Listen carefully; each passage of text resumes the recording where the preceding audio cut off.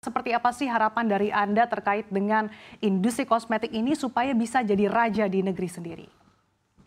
Pertama adalah untuk barang-barang yang tidak pernah diproduksi dan tidak bisa diproduksi di Indonesia, jangan dikenakan seperti tadi pajak-pajak besar, sehingga nanti malah pembelian itu akan ke luar negeri. Yang dilakukan pembatasan adalah kemampuan produksi nasional, kapasitas nasional sudah bisa produksi, nah kebutuhan kurangnya itu baru menjadi kuota diimportasi. Ya, nah ini akan menjaga kondisi daripada survival industri kosmetik dalam negeri. Nah, hal kedua, hal selanjutnya adalah sebetulnya kita nggak bisa jauh-jauh dari mana ya. Kita nggak bisa bilang, wah kita proteksi dulu. Kita harus bicara, kalau misalnya negara Cina kita bilang, mereka bisa bikin murah. Kenapa kita tidak bisa? Nah ini kan harus dibuka nih, kenapa nggak bisa? Apa yang ngeblok kita? Jangan-jangan terlalu banyak peraturan membuat kita jadi lumpuh. Ya, nah ini kita harus bedak dulu nih, kita harus duduk sharing. Dan terakhir paling penting adalah apa? National character building. Ya. Baik. Ya, itu konsumen. Karena mereka yang bicara banyak nih. Ya, consumer behavior itu harus dibangun. Baik. Dibangun dan di reform. Di tengah survival mode yang sedang menyala saat ini, seperti apa harapan dari Anda khusus sebagai pelaku industri dan bagaimana strategi Anda untuk bisa bertahan dan bahkan kompetitif di industri kosmetik tanah air? Ya, pertama dari regulasi, tentu kalau ada harapan regulasi untuk industri-industri tertentu, apalagi di dalam negeri yang bisa diupayakan, itu harus menjadi prioritas dulu. Level of competitiveness-nya di global brand dengan local brands yang sekarang berjalan, itu jelas levelnya sangat berbeda. Tapi ketika local brands ini diberikan kesempatan untuk terus bertumbuh, saya yakin, makanya tadi saya sempat menyebutkan bangga buatan Indonesia, itu salah satu industri terbaik adalah di beauty. Kemudian yang kedua adalah dari sisi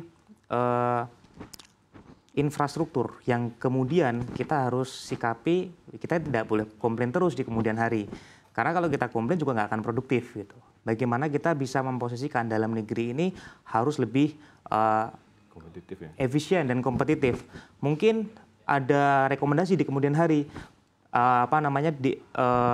downstream itu tidak hanya dari sisi mineral, tapi mungkin dari sisi BPC itu bisa dilakukan downstream di Indonesia. Karena natural resources-nya kita itu mendukung untuk kita melakukan itu. Tapi ini sangat jangka panjang. Dan jelas yang terakhir adalah dari sisi jangka pendeknya dulu. Urgensi ini harus perlu dipetakan dalam waktu sesegera mungkin. Jepang menjadi percontohan terbaik untuk bisa melakukan hal tersebut. Dan buktinya memang saat ini industri lokal dari sisi kecantikan di Jepang itu sangat luar biasa secara pertumbuhan. Bahkan mereka di-push untuk bisa masuk ke negara-negara lain juga. Kemudian kalau dari sisi apa yang kami lakukan, kami berfokus kepada core values yang kami miliki. Pertama, jelas kami mengembangkan talenta-talenta terbaik yang kami miliki untuk bisa terus memberdayakan value yang kami miliki supaya bisa tersampaikan dengan baik.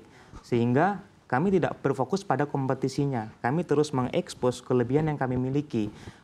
Bahwasanya di tengah persaingan ini ada sesuatu yang menonjol. Nah itu values yang hanya bisa kita sampaikan dari sisi values. Kemudian dari sisi exposure, kami terus menjalin dari berbagai macam platform, kemudian lintas diskusi untuk terus bisa mendapatkan exposure bahwasanya brand yang sedang dijalankan, aktivitas yang sedang dijalankan itu juga berjalan dengan baik. Tapi satu yang perlu di-highlight juga adalah event-event yang dijalin oleh pemerintah itu juga tidak serta-merta itu membuahkan hasil dan itu harus dievaluasi. Tadi mungkin BPOM menyampaikan tadi wellness event itu mungkin dari sisi sudut pandang BPOM bagus, tapi ketika disurvei ke konsumen, jangan-jangan nggak ada konsumen yang tahu tentang event tersebut. Ini kan pertanyaan besar yang belum tentu bisa dijawab saat ini juga.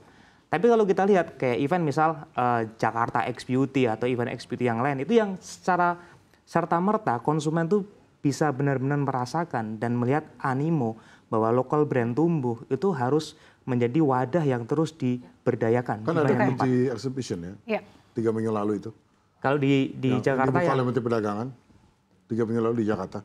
Beauty exhibition. Beauty exhibition. Nah, sudah didengar belum, Mbak? Dari kami enggak. Iya, ada beauty exhibition. Nah, kami, Pak. Sosialisasinya berarti harus ditingkatkan lagi. Menteri kami yang buka. Nah, sudut pandang dari sisi industri mungkin ke company.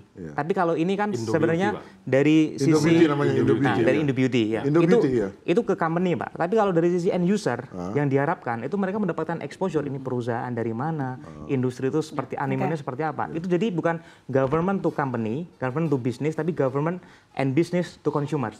Mungkin akan jauh lebih terekspos dengan baik dari konteks ini. Oke, terakhir ke Bu Henry. Bu Henry, seperti apa closing statement dari Anda utamanya supaya bisa memperkuat industri kosmetik dari hulu ke hilir, dan kira-kira apa nih yang bisa dilakukan juga oleh para pelaku usaha dan juga mungkin awareness bagi end user terkait dengan fenomena ini? Ya, kalau saya ditanya, ini diskusi kita ini adalah bagian dari kita akan melakukan revitalisasi industri. Apapun yang harus kita lakukan ke depan itu hanya membangun kembali industri, itu titik. Ya, karena kita tahu semua orang membicarakan tentang deindustrialisasi. Itu harus kita hentikan dan kita balikkan itu satu. Yang kedua, sektor-sektor apa yang harus kita dorong? Bahwa selama ini banyak sektor yang sudah didorong oleh pemerintah, paling tidak 5 atau 7 tahun terakhir ini kan di sektor mineral ya, di tambang gitu. Sudah cukup menurut saya. Tapi ini sekarang pendulum dipindahkan untuk sektor-sektor yang betul-betul memiliki competitiveness, memiliki uniqueness, kemudian juga bisa menciptakan lapangan kerja. Salah satunya adalah industri kosmetik. Nah, apa yang bisa dimainkan? Semua kebijakan itu harus dimainkan. Karena tidak ada satu negara pun yang memajukan satu industri itu hanya mengandalkan perdagangannya, mengandalkan perindustrinya, enggak. Ya, karena kita sekarang ini kita bicara tentang TKDN. Tapi TKDN juga tidak bisa terlalu kaku.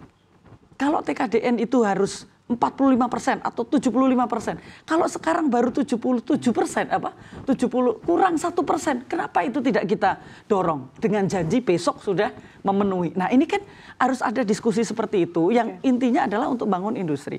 Terus kemudian yang lain, Mbak Sasa ya, kita lupa bahwa kita itu punya juga senjata yang lain. Ada bea cukai, ada juga industri pemastian. Yang ini adalah pasukan-pasukan yang bisa kita lakukan untuk mendukung ini. Dari sisi apanya? Tadi contoh-contoh negara Jepang dan sebagainya, bagaimana mengikutkan kampus, bagaimana mengikutkan industri pemasti dan sebagainya, itulah yang akan bisa mendorong, Mbak.